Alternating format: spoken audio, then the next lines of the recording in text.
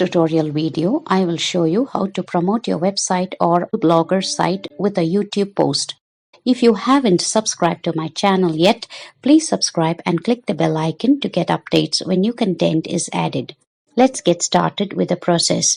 Having logged into your YouTube account, click this Create icon in the top right-hand side of the screen.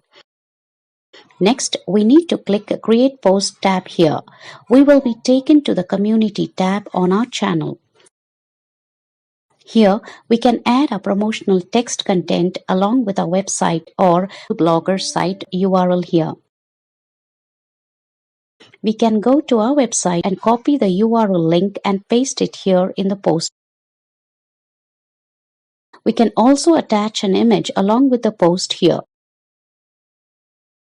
We can publish the content right away immediately, or we can schedule it to a future date and time.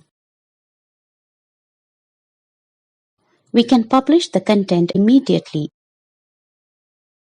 And done.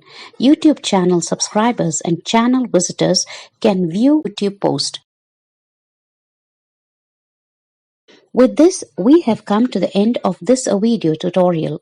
Please like and share this video if it was helpful.